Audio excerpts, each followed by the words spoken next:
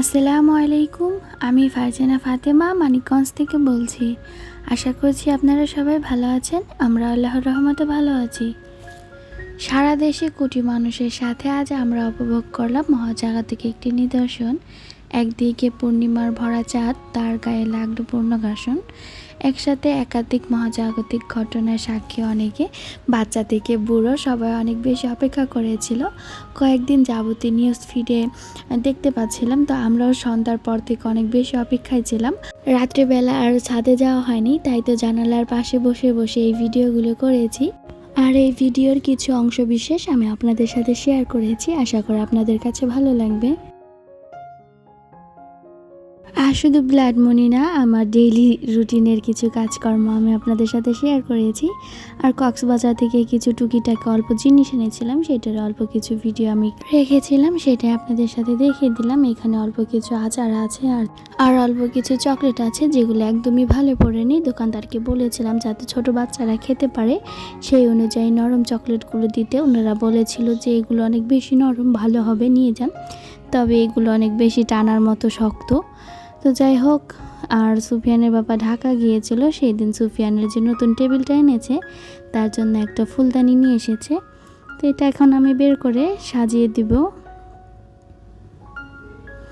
আর ওর ফুলদানি সাজিয়ে দিয়েছি, তার পরবর্তীতে তো আমাকে আরও এখানে যেতেই দেয়নি, ওর টেবিলের কাছেই ঘেঁষতে দেয় না আমাকে। একটা ঘড়ি এনেছে, সেটা তো ধরতেই দিচ্ছে না আমাকে। ওর টেবিলের জিনিসপত্র থেকে আমাকে অনেক দূরে দূরে রেখেছে। এখন পর্যন্ত বইপত্র দিয়েও টেবিলটা গুছাতেই পারিনি। যাই হোক, যে চেনিগুলো নিয়ে এসেছিলো সেগুলো এখন আমি গুছিয়ে নেব। সুফিয়ানকে ছোটোবেলা থেকে চিনি দেইনি, লবণ দেইনি কোনো খাবারে। ও যখন 15 মাস হয়েছে তারপরে থেকে আর কি ওকে একটু একটু করে চিনি দেওয়া শুরু করেছি। আর আমরা সাধারণ চিনিটা দিইনি, আমরা লাল চিনি যেটা আছে ওইটা ব্যবহার করেছিলাম ওর খাবারের জন্য। আর তাছাড়া আমি আখের রস করে সরাসরি ওগুলো দিয়ে খাবার রান্না করে খাওয়াতাম, তা না হলে খেজুর দিয়ে খাবার খাওয়াতাম। আর এই যে ওর বাবা আজকে 2 ধরনের লাল চিনি নিয়ে এসেছে, তো এটাকে এখন আমি গুছিয়ে নিব। আর আমার ছেলে চিনিগুলো দেখে বলছে এটা আমার চিনি, এটা আমার চিনি, মানে আমার সুগার। যাই হোক, এখানে এই প্রথমবারের মতো দুই ধরনের চিনি এনেছে। প্রতিবার ওর বাবা ঢাকা গিয়ে এই চিনিগুলো নিয়ে আসেন। আমাদের এদিকে যদিও লাল চিনি পাওয়া যায়, তবে ওগুলোর মধ্যে বেশিরভাগ ভেজাল পাওয়া যায়। তাই তো কষ্ট করে গিয়ে ওর বাবা ঢাকা একেবারে যে মেল আছে ওইখান থেকে নিয়ে আসেন। আর এবার এইটা একটু সাদা রঙের, আর আরেকটা যেটা গাঢ় বর্ণের ওইটা সবসময় নিয়ে আসেন।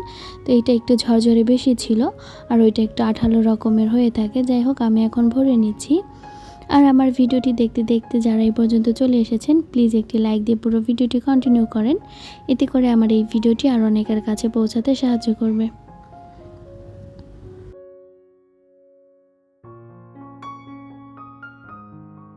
আর বিকালের দিকে চলে গিয়েছিলাম আমি আমাদের বাড়িতে। আমার ছোট বোন এসেছিল যেহেতু, তো নানা আবার আমাদের সবাইকে পিঠার দাওয়াত দিয়েছিলেন, তাই পিঠার দাওয়াত খেতে চলে গিয়েছিলাম বাড়িতে।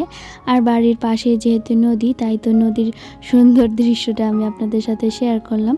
আর আমার মায়ের হাতে লাগানো কিছু সবজি, সেগুলো এখন আমি আপনাদের সাথে শেয়ার করব। আমাদের বাড়ির এইখানে তাতে ধইঞ্চা গাছ বুনেছিল, তো এর সাথে সাথে এখানে চিচিঙ্গা, ঝিঙে এগুলো বুনে দিয়েছিল। তো এগুলো এখন বড় হয়ে গিয়েছে, তাই তো মা কেটে নিচ্ছে। আমি আর আমার ছেলে, মা এসেছে এগুলো পেরে নেওয়ার জন্য। ফরমালিন মুক্ত, সার মুক্ত, একবারে ফ্রেশ সবজি। আর এই যে এখানে অনেকগুলো পেঁপে গাছ আছে।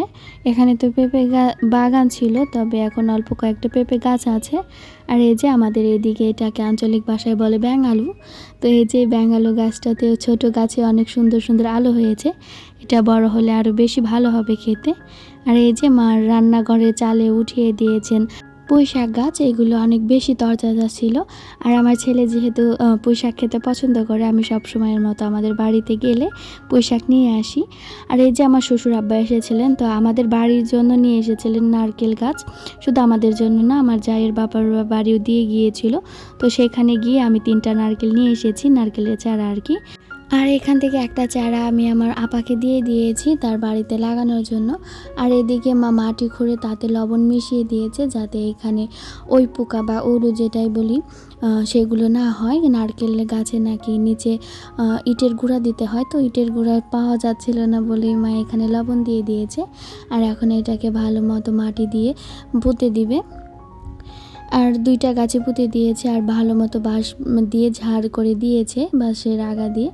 আর এই যে বিকালের দিকে আমি বাসায় চলে এসেছি আর বাড়ি থেকে একবার ফ্রেশ শাকসবজি নিয়ে এসেছি। আর এই তরমুজটা ওর বাবা এনেছে বাজার থেকে।